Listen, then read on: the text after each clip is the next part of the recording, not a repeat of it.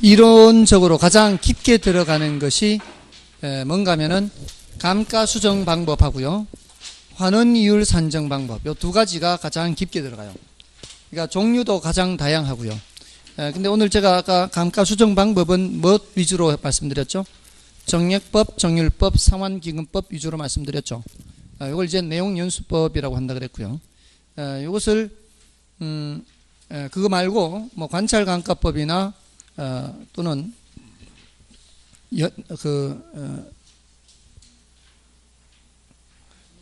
분해법, 그다음에 시장 추출법, 임대료 손실하는 법, 이렇게 나머지 것들은 종류만 이런 것이 있다라고만 알아도 크게 문제가 안 돼요. 그러니까 그 정액법, 정률법, 상환기금법, 요걸 이제 좀 비교하시면 되고요.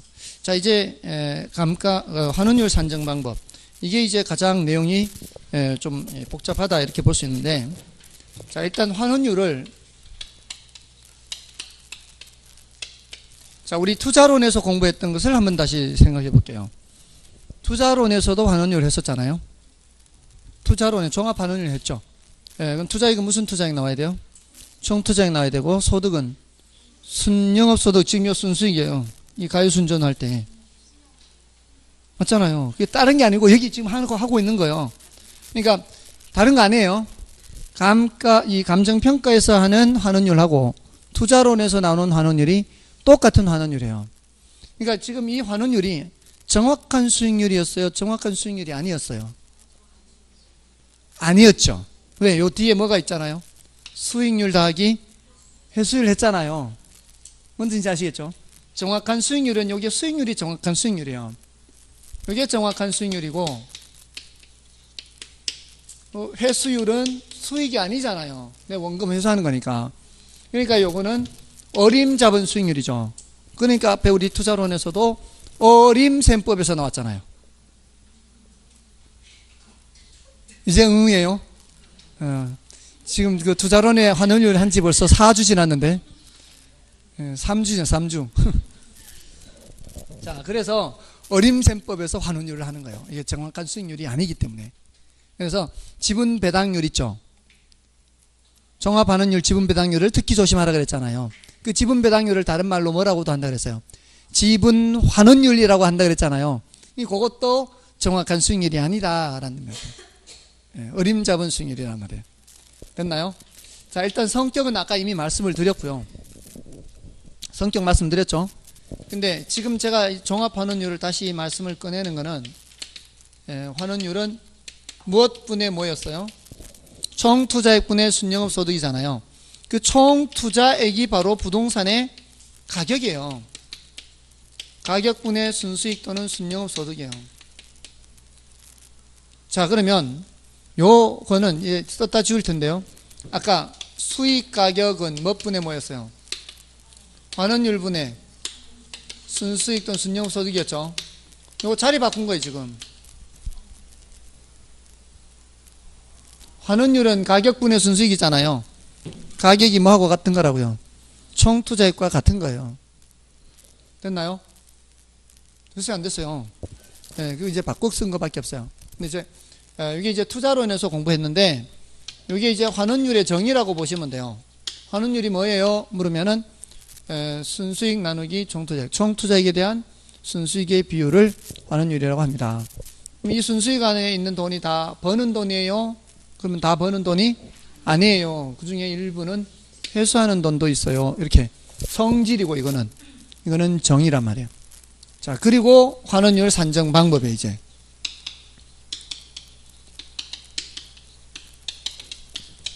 환원율 산정 방법이 여러 가지가 있단 말이에요. 자, 근데 그 여러 가지를 다 자세히 할 수는 없잖아요. 그러니까 그 중에 중요한 몇 가지를 우선적으로 하고 나머지를 참고하고, 이렇게 이제 하면은 환원율이 끝나는 거예요. 자, 근데 그 환원율 산정 방법이 여러 가지가 있어요. 근데 그 위에 성격이 있죠. 191쪽에 의 있잖아요. 의는 환원율이란 부동산 가격에 대한 순수익 비율에서 저거 쓴 거예요. 투자론에서 공부한 거. 투자론에서 공부한 게 의이고요. 그 성격에서는 제일 중요한 게 5번이에요. 5번. 5번에 뭐라고 되어 있어요? 자본 수익률과 자본 회수율을 합한 개념이에요. 나머지는 참고예요. 한번 참고. 자, 이제 산정에 시장 추출법도 있고, 또 뭐도 있어요? 조성법도 있고, 또 뭐 있어요? 투자 결합법 있고, 엘루드법 있고, 부채 감당법 있죠. 자, 요 중에서 자, 시조12 해요. 시조12. 시장 추출법이 있고요. 조성법을 다른 말로 요소 구성법 그래요. 얘네들은 이런 게 있다는 것만 알아도 훌륭합니다. 이런 게 있다는 거. 그 다음에 투자 결합법 있죠. 자, 요거는 조금 더 자세히 해야 돼요. 자, 투자 결합법은 물리적 투자 결합법이 있고요. 금융적 투자 결합법이 있어요. 물리적이라는 것은 결합이 되긴 결합이 됐는데 물리적으로 결합이 돼 있어요. 이게 아까 했던 토지 건물이에요. 토지 건물. 이 환원율을 계산을 할 때 어떻게 한다고요? 건 이게 여기서 나온 거예요. 토지 건물이 물리적인 측면에서 결합이 돼 있다 말이죠. 근데 금융적 투자 결합법은 투자를 할 때 내 돈 얼마 투자하고 남의 돈 얼마 투자 이렇게 보는 게 금융이잖아요. 그럼 뭐예요? 저 이렇게 되는 거예요. 요거는 출제하기도 참 쉽고요. 그리고 중요도도 더 높고요. 다른 거에 비해서. 그러니까 이건 더 해야 되는 거죠. 근데 아까 토토근거는 했잖아요. 아까 토토근거는 했어요. 토지가격 비율 곱하기 토지환원율. 토지환원율은 뭐하고 같다 그랬어요? 수익률과 같다 그랬죠. 건물 환원율은 건물가격 비율 건물 환원율은 수익률에다가 회수율을 더해야 되는 거고요. 그래서 토토근건 하면 되는 거예요. 그 다음에 요 지지저전은 지분 비율이에요. 내 돈이 40%다. 그러면 남의 돈이 60% 되겠죠.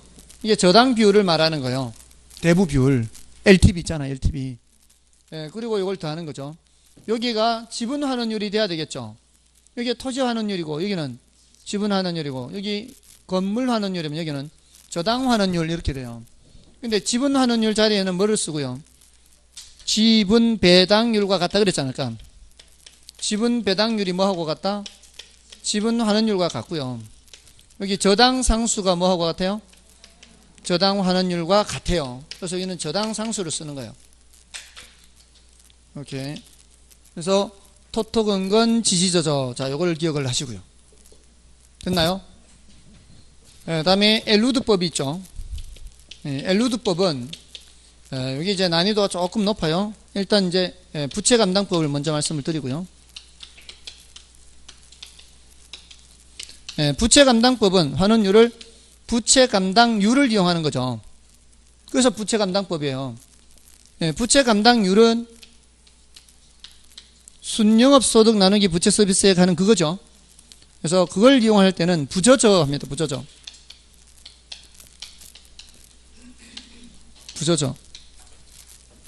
자, 이렇게 해도 환원율이 나와요.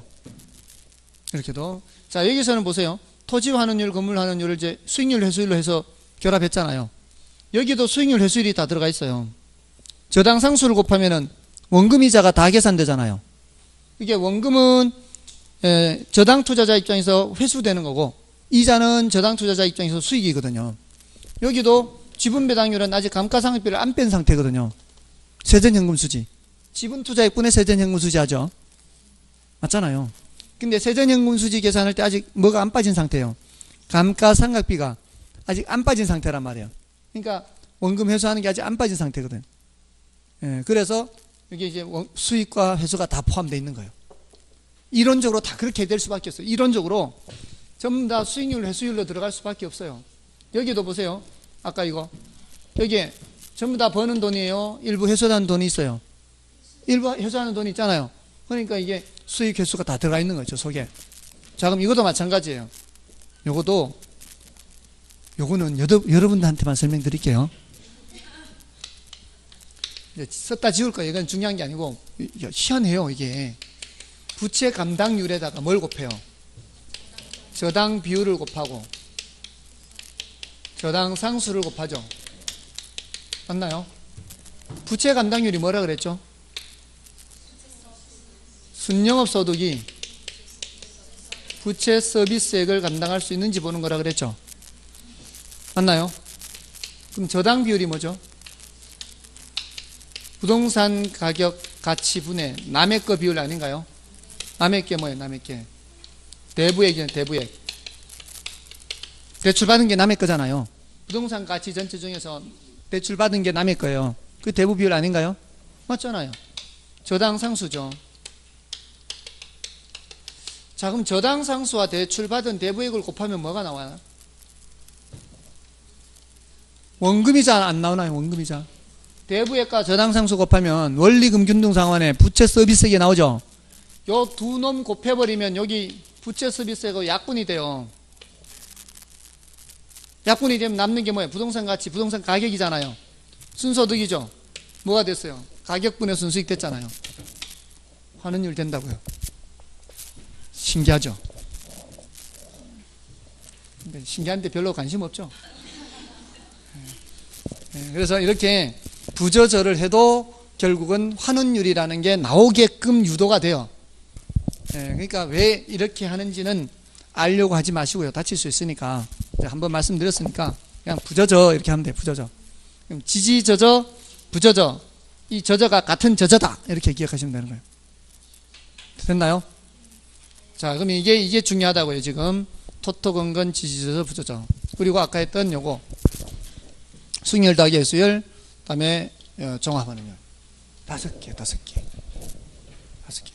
이건 투자론에서도 중요하잖아요.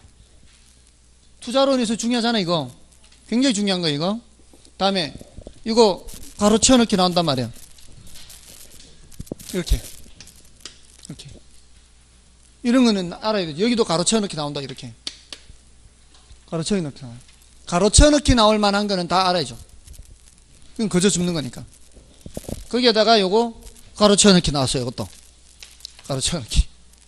토토건건 지지저저 부저저. 됐나요? 자, 그럼 이제 요 하나 이제 요런 것들을 이제 간략간략하게 좀 말씀을 드릴 건데, 시장 추출법은 요것도 공식은 이 공식을 사용해요. 다만 사례 가격분의 사례 순수익 이렇게 해요. 가격분의 순수익은 순수익인데 사례 조사를 통해서, 그게 바로 매매 사례. 키워드가 매매 사례입니다. 여기서는 매매 사례로부터 추출한다 이거예요. 시장 하면 수요 공급 생각하라 그랬잖아요. 시장에서 그 수요 공급에서 거래됐을 거 아니에요. 그 매매 사례로부터 추출. 됐습니까? 됐나요? 그다음에 조성법은 요소 구성이라고도 하는데 여러 가지 구성 요소가 있는데 그거를 이렇게 조성을 하는 거예요. 이거는 환원율을 계산할 때 순수 이율에다가 플러스 마이너스 위험률을 하는데, 이게 요구 수익률 구조하고 비슷해요. 이게 무위험률이거든요. 요구 수익률 계산할 때 무위험률 더하기 뭐 위험할증률 하잖아요. 이게 그런 개념이 이게. 근데 그게 여러 가지 요소가 있다는 거죠. 그래서 비유동성이다, 위험성이다, 관리의 난이성이다, 자금의 안전성이다, 이런 항목들이 있는데 여러분들은 이렇게까지 할 필요 없죠. 여러 가지 구성 요소가 있는데 그걸 결합을 해서 구성을 해서 이렇게 환원율을 구한다더라 정도까지만 알면 되는 거예요. 다음에 이제 엘루드법. 엘루드법은 이 사람이 1950년대에 이 위와 같은 이런 기존의 방법들을 비판하면서 나온 게 엘루드법이에요. 엘루드라는 사람이. 이 위의 방법들은, 이거는 건물이 소멸될 때까지 계속 들고 가는 방식이에요. 아까 왜 건물 사면은 마지막에 소멸된다 그랬잖아요. 그때까지 가는 거고, 이거는 이제 남의 돈을 사용을 하기는 하는데, 여기는 아직 뭐를 고려를 안 하는가 하면은 나중에 내가 부동산을 팔 때 부동산 가격이 올라갈 수도 있잖아요.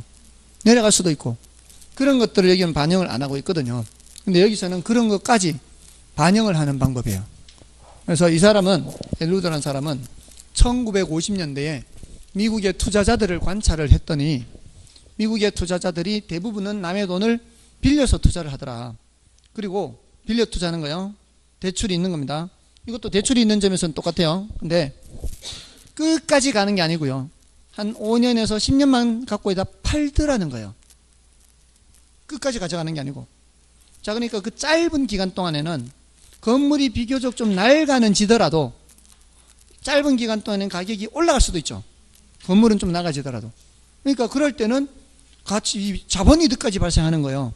그런 것까지 고려해요, 이 사람은. 가치 변화를 고려한다, 이 말이에요.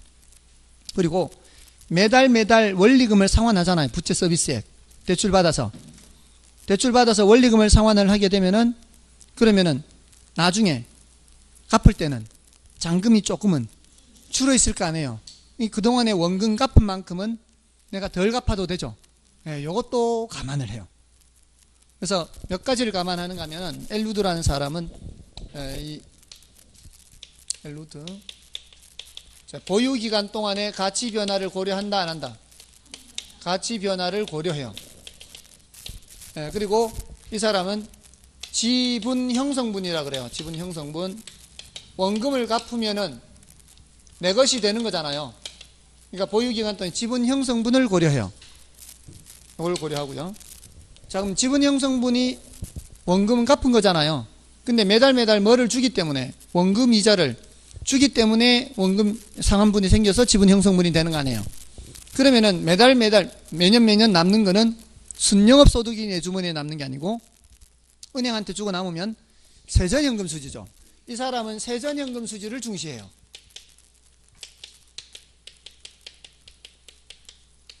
이 세 가지. 이렇게 해서 환원율을 계산하는 방법을 제안한 사람이 엘우드라는 사람이에요. 이거는 계산하는 공식은 쓰러질 수 있어요. 공식은 아예 근처도 안 가는 게 좋아요. 이 사람이 계산하는 공식이 있어요. 이거 세 가지를 보고서 공식 만들었어요. 근데 다른 나라 말 같아요. 안 보는 게 좋아요. 이게 이제 환원율 산정 방법이에요. 그래서 그 밑에 참고 박스 엘루드법 있죠. 그 엘루드법의 저당 지분하는 법에서 지금 방금 요 가장 핵심되는 세 가지를 따로 이렇게 말씀을 드렸으니까 그 내용을 읽어보시면 되겠어요. 참고로 보시면 돼요. 자, 다음에 이제 환원 방법에 따른 수익 환원법 분류 있죠. 자, 이게 이제 직선법, 상환기금법, 연금법 이렇게 있는데, 자, 요거는 한 번 출제가 됐어요. 한 번. 그래서 한 번만 말씀드려요. 자, 요거는 뭐하고 같은 건가 하면은, 자, 앞으로 다시 가시면은 수익환원법의 3요소 해서 191쪽에 위에 하나, 둘, 셋, 넷째 줄에 있죠. 191쪽에 맨 위에 하나, 둘, 셋, 네 번째 줄 있잖아요. 순수익 환원율 다음에 자본 환원 방법 있죠. 그 가로 속에 뭐라고 돼 있어요? 자본 회수 방법 이렇게 돼 있죠. 그게 지금 192쪽에 맨 밑에 나온 거예요. 자, 거기 무슨 법 있어요?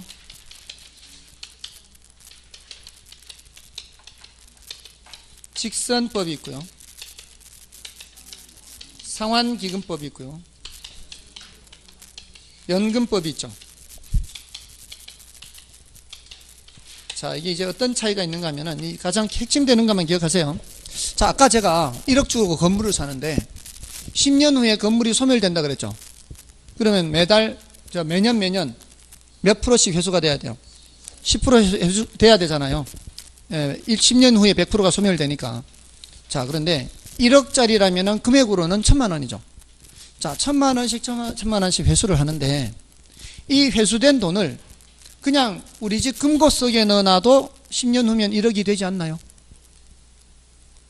맞잖아요. 1억을 회수를 하는데 매년 1,000만 원씩 회수를 하면은 금고 속에 넣어놔도 1억이 될 거 아니에요. 자, 그런데 바보같이 그렇게 하지 말고 어디다 넣어놓자. 수익이 발생하는데. 자, 그렇게 하면은 매년 1,000만 원보다 덜 회수해도 1억이 되지 않을까요? 그잖아요. 자, 이렇게 재투자라 그래요. 이거를 어디 수익이 나는데 넣어 놓는 거. 자, 요 놈은 재투자를 한다 안 한다? 재투자를 안 한다요. 우리는 이것만 기억하고 있으면 이 계산 문제는 이거 외에는 나올 수가 없어요. 그러니까 아까 10년 후에 100% 소멸된다 그러면 1년에 몇 프로 해줘야 돼요? 10%. 그러면 20년 후에 100% 소멸된다 그러면은 5% 이것만 하면 돼요. 근데 얘네들은 뭐를 한다고 보는 거예요? 재투자를 한다라고 보는 거예요. 재투자를 하는 거예요, 얘네들은.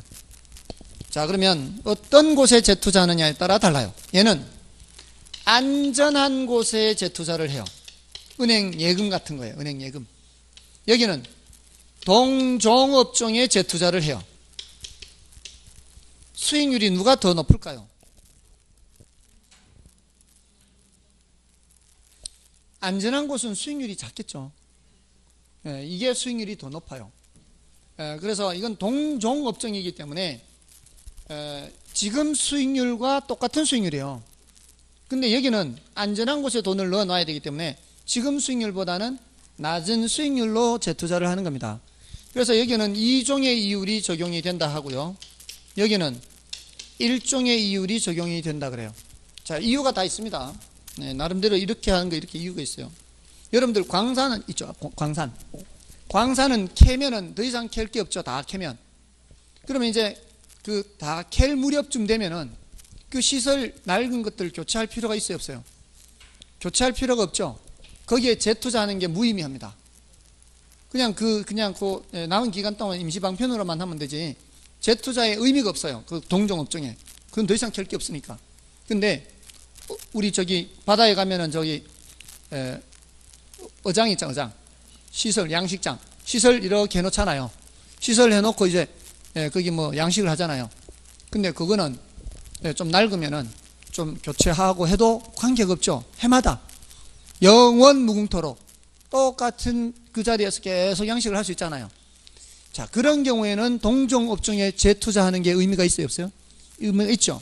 그러니까 이 연금법은 어장 평가할 때 적용이 돼요. 어장 평가할 때. 근데 상환기금법은 광산 평가할 때 적용이 돼요.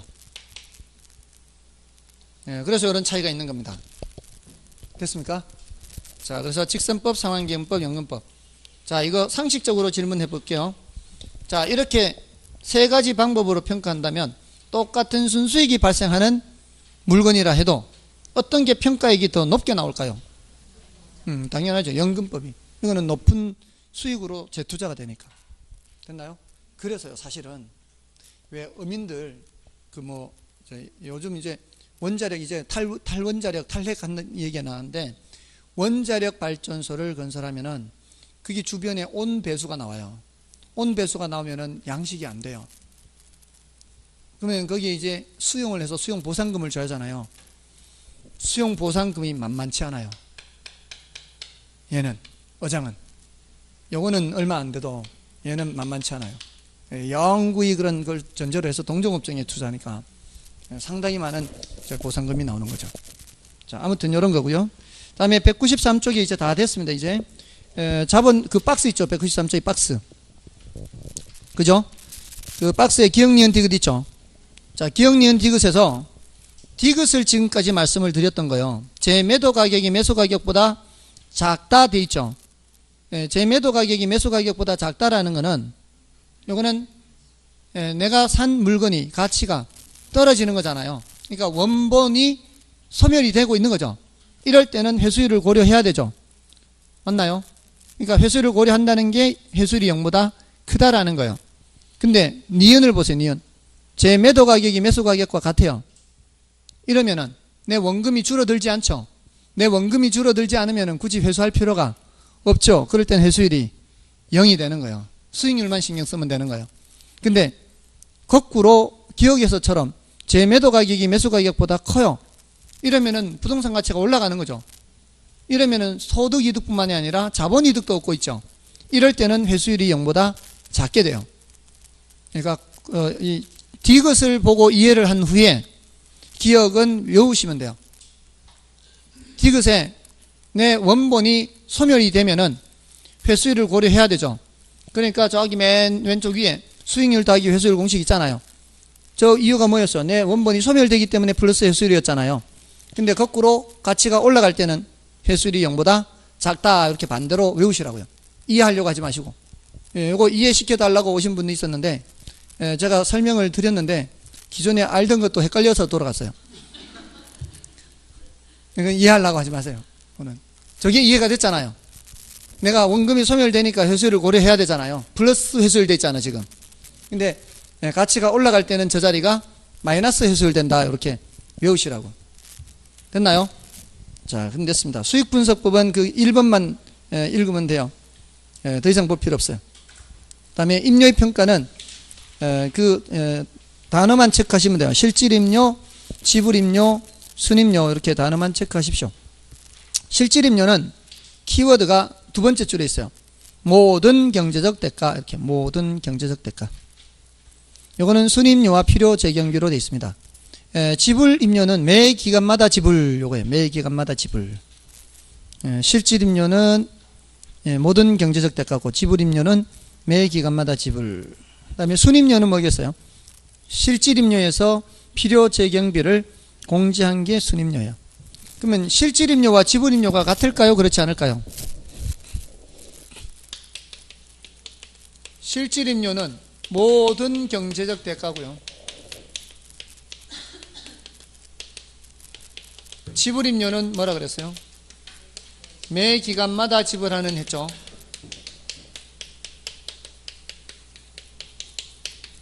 같지 않은 거예요. 같을 수도 있지만 보통은 다릅니다. 왜냐하면 보증금 1억에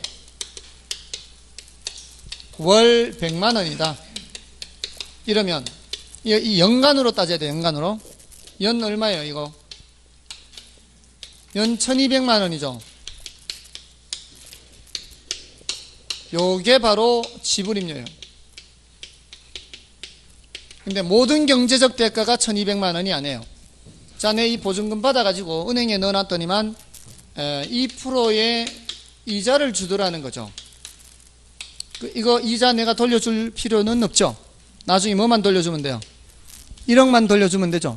그럼 요 200만 원 누구 거예요? 내 거죠. 요거 합쳐서 뭐가 되는 거예요? 합쳐서 실질임료. 이게 모든 경제적 대가예요. 됐나요? 맞아, 아니에요.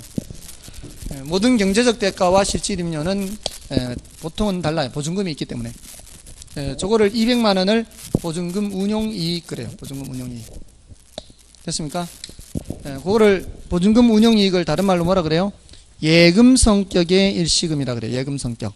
예치해 놓은 거니까. 나중에 돌려줘야 되니까. 근데 선불 성격 이런 거는 뭐 중요도가 낮으니까 이런 게 있구나 하는 정도로 하고 넘어가시면 돼요.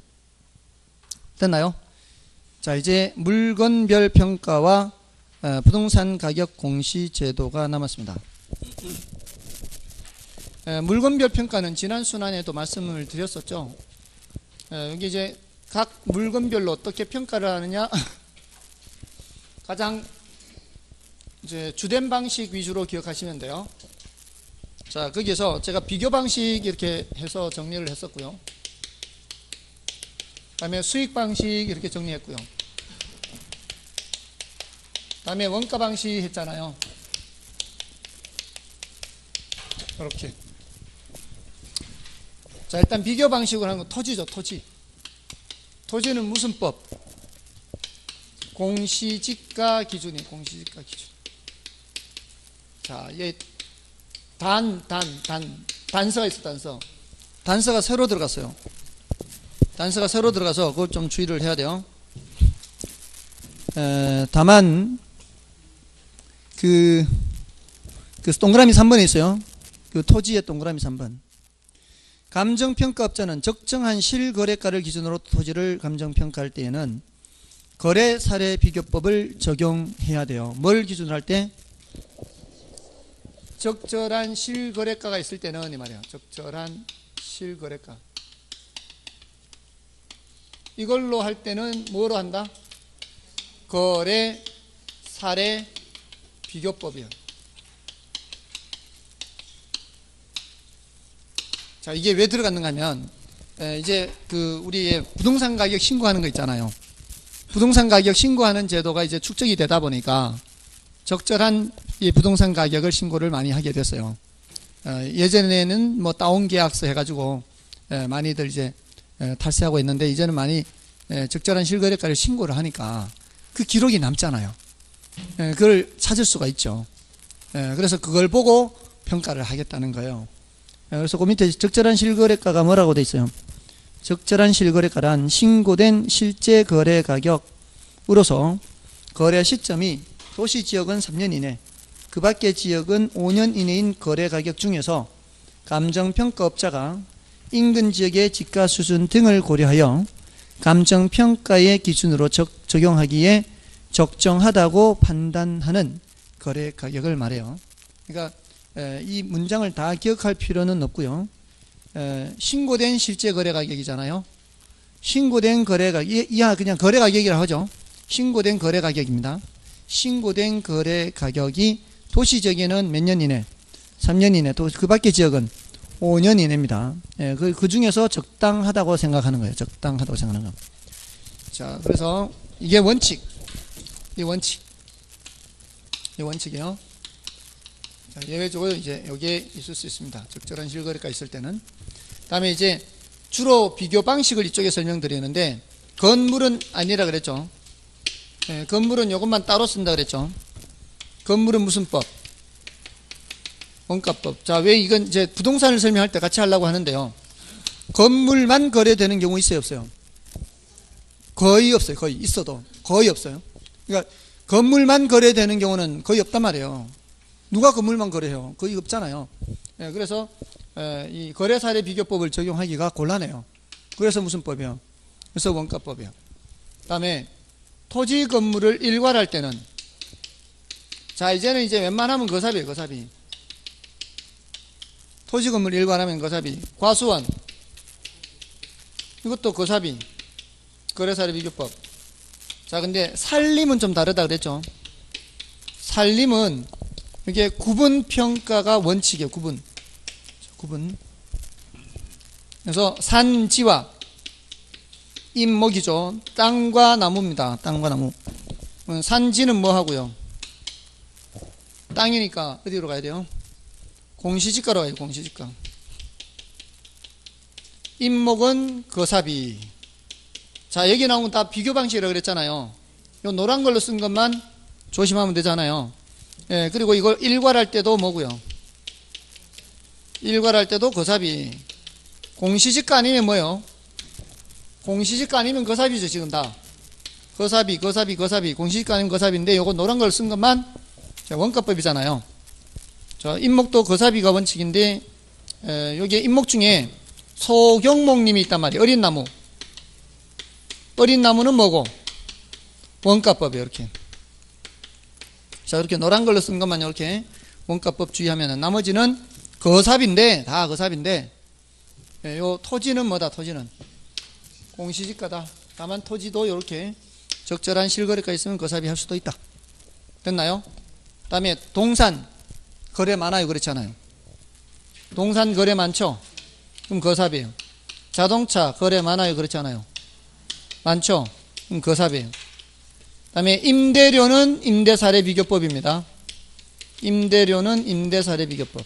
이것도 비교 방식이잖아요. 임대료는 임대사례 비교법. 그럼 비교 방식 다 나왔어요. 자, 그러면 여기서 체크해야 되는 게 뭐예요? 다 비교 방식인데, 자, 특징적인 거, 토지는 공시지가 기준이다. 다만 적절한 실거래가 있으면 거사비 할 수 있다. 이렇게 부동산 쪽으로 가다가 원가법은 거래가 많지 않으니까 건물은 원가법. 다음에 원가법이 하나 더 있죠. 소경목님이 원가법이죠. 그 외에는 전부 다 뭐예요? 거사비. 토지 건물 일괄 거사비. 산림 일괄해서 평가해도 거사비. 그리고 임목 거사비. 그렇죠? 과수원 거사비. 자동차 거래 많은 것 거사비. 동산 거래 많은 것 거사비. 임대료는 임대사례 비교법. 자, 이제 수익 방식이요. 수익 방식은, 자, 이거는 이제 별로 어렵지 않은 게 기업 활동과 주로 관련이 돼요. 기업 활동. 그래서 공장재단 있죠.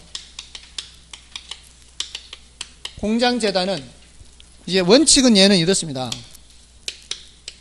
원칙은 개별자산 합산이에요.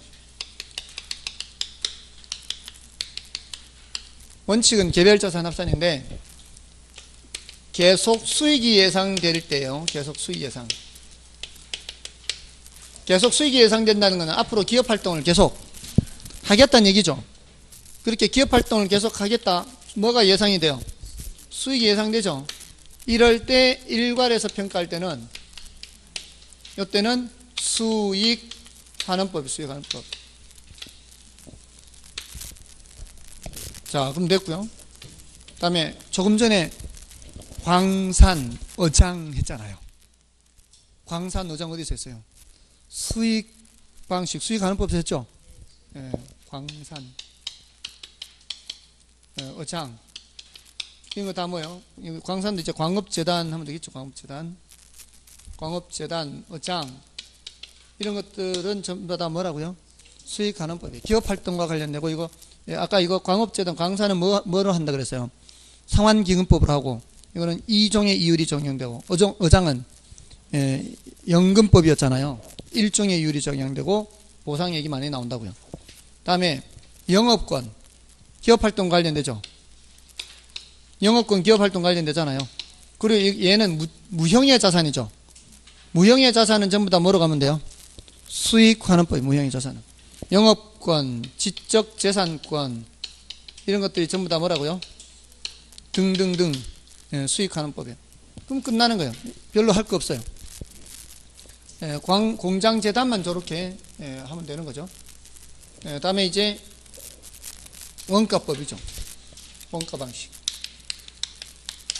자, 이제 나머지는 전부 다 이제 원가 방식으로 오는 거예요. 원가 방식은 이제 거래가 잘 안 되는 것들 와야 될 거 아니에요.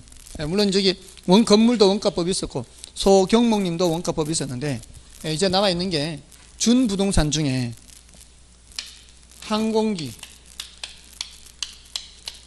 선박 이런 거 남아 있죠. 특히 선박은 선체, 기관, 의장 이렇게 해서 구분해야 돼요. 구분이 두 군데 나와요. 산림에서도 구분이 나오고요.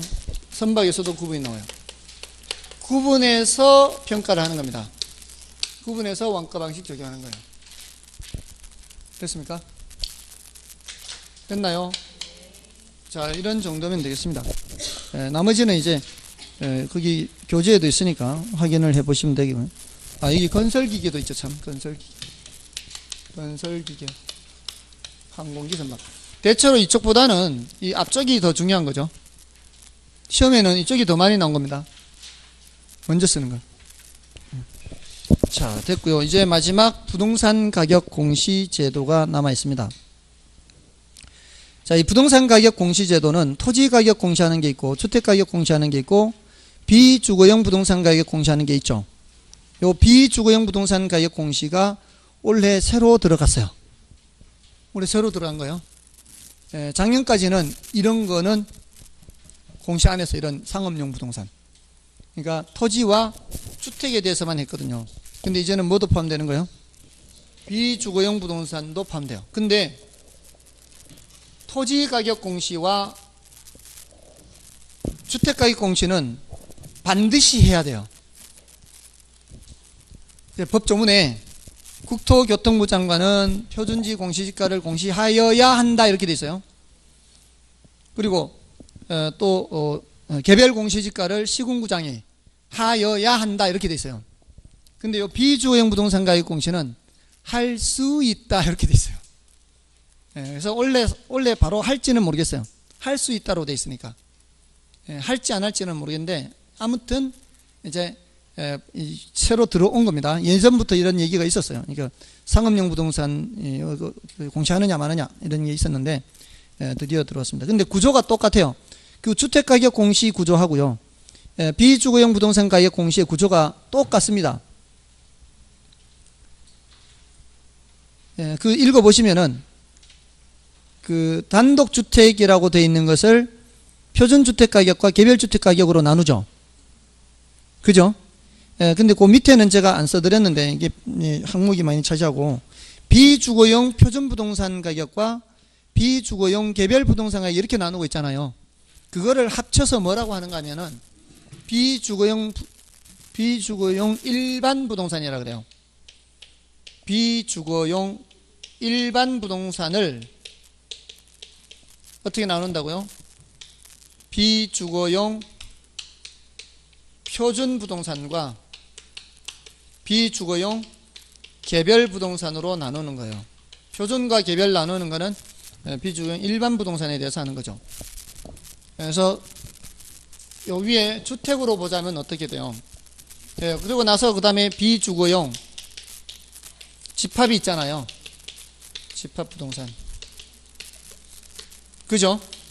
요거는 누가 해요? 요거는 국장이 하죠, 국장이. 요거 누가 해요? 국장이 해요. 요거 누가 해요? 시군구장. 이 구조가 똑같단 말이에요. 여기 주택을 어떻게 나누어요? 주택을 단독주택과 공동주택으로 나누잖아요. 단독주택이 여기에 해당하는 거고요. 공동주택이 여기에 하는 거예요. 집합부동산. 그래서 단독주택도 이게 표준주택과 개별주택 나누잖아요. 이게 이제 표준부동산, 개별부동산 이렇게 나누는 거예요. 공동주택은 집합부동산이니까 이거 다 누가 하고요? 국장이 하고요. 이거 누가 하는 거예요? 시군구장이 하는 거죠. 이거 누가 하는 거예요? 국장이 하는 거예요. 구조가 똑같기 때문에 이게 더 이상 해야 될 학습 분량이 많이 늘어나거나 하는 건 아니에요. 구조가 똑같기 때문에. 효력도 똑같아요. 효력도 똑같아서 그냥 구조만 알고 있으면 되는 거예요. 자, 요 위에 토지는 어떻습니까? 토지는 표준지 공시지가와 개별 공시지가 바로 나누잖아요. 토지의 경우에는 이렇게 바로 나누어서 표준지 공시지가는 누가 하고 국장, 개별 공시지가는 시군구장. 이렇게 구조가 똑같아요. 일단 주체는 그렇고요. 주체를 이렇게 알아두시고, 다음에 이런 걸 하는 이유가 세금 때문이라고 그랬어요. 세금. 자, 세금을 매기려면은 전부 다 각각 계산이 돼 있어야 되죠. 근데 얘는 표준지는 전국에 몇 개밖에 없어요. 전국에 50만 필지밖에 없어요. 근데 전체 토지는 4천만 필지 가까이 된단 말이에요. 전체 토지는 4천만 필지 가까이 되는데 표준지는 50만 필지밖에 선정이 안 돼 있어요. 그러니까 세금을 매길 때는 표준지 가지고 매기면 안 되죠. 50만 필지밖에 없으니까 세금 매길 때는 따로 계산이 된 뭐 가지고 이거 가지고 세금 매요. 여기서는 개별주택, 여기서는 비주거용 개별부동산. 됐나요? 근데 자, 여기서는 공동은 전수조사라 그랬죠. 이거는 전부 다 요거 보고 이제 세금 매기면 돼요. 이거 여기서도 뭐 보고 세금 매기면 돼요? 집합부동산 가격 보고 세금 매기면 돼요. 됐나요? 세금 매기는 건 다 계산이 돼 있었는데 이 집합부동산은 쉽잖아요. 건물 하나 있으면은 거기 이제 몇 개만 하면 이제 전체 다가 되는 거죠. 아파트 단지 평가할 때 평형 다른 거 하고 몇 개만 하면은 다 나머지는 다 똑같으니까 이거 보고 세금 매기는 거예요. 자, 그래서 자, 효력을 얘기할 때 얘가 제일 이제 신경 써요. 기억할 게 중요해요. 얘가 표준지 공시지가가 표준지 공시지가 효력은 요거는 공적 기관이나 요거 하고요. 국가나 지방자치단체죠. 그리고 누구? 요거 꼭 기억해야 돼요. 감정평가업자예요. 둘.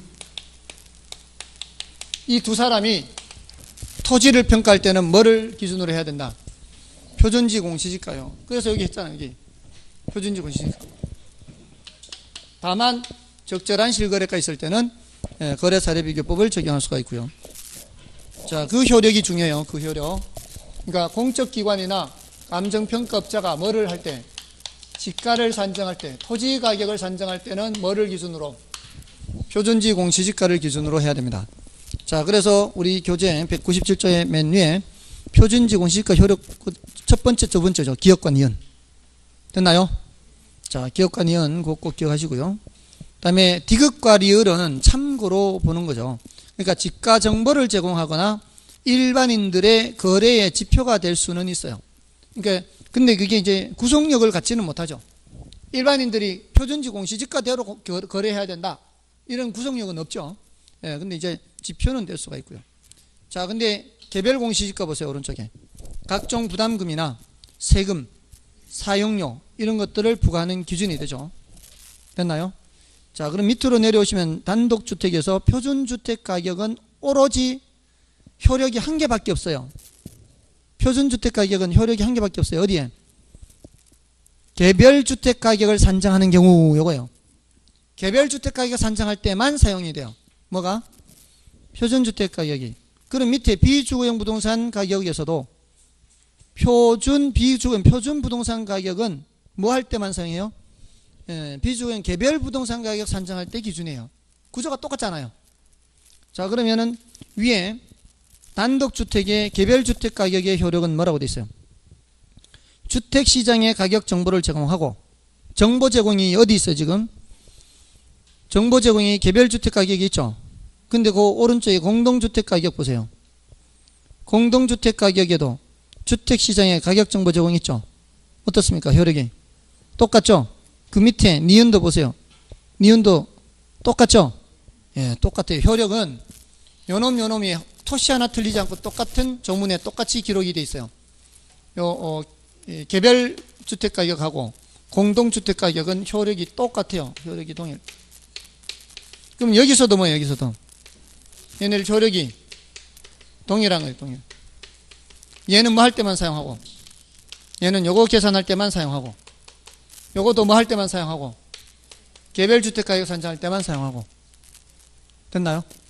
자, 그래서 얘네들이 어떤 효력이란 말이에요. 이게 정보 제공 있죠. 여기도 정보 제공 있죠. 있어요 없어요? 똑같아요. 이게 위 아래가 똑같다고요.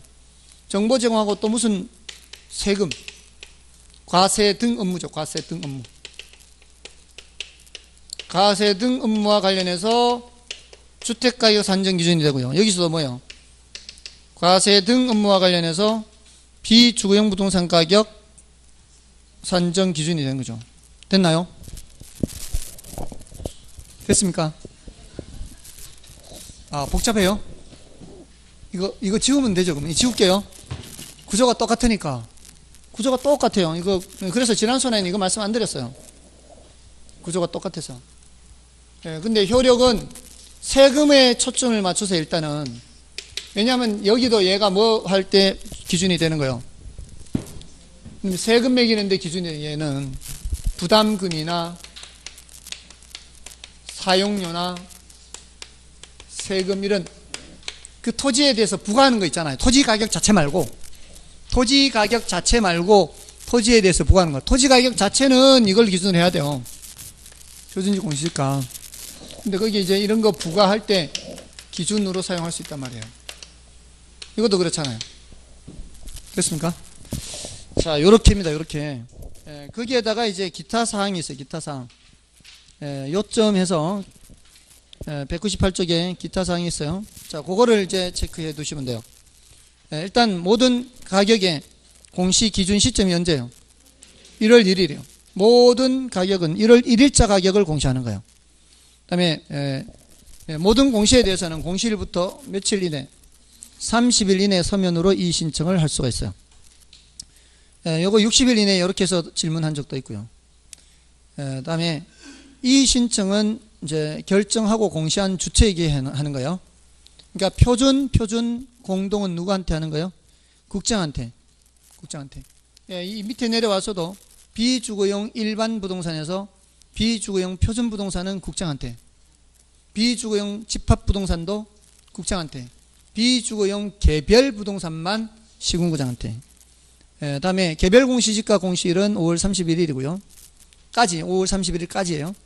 개별 주택 가격은 그리고 공동주택 가격하고 함께 4월 30일까지고요. 또 표준지 공시지가는 당해 토지의 개별 공시지가로 보고요. 표준주택 가격은 당해 주택의 개별 주택 가격으로 봐버립니다.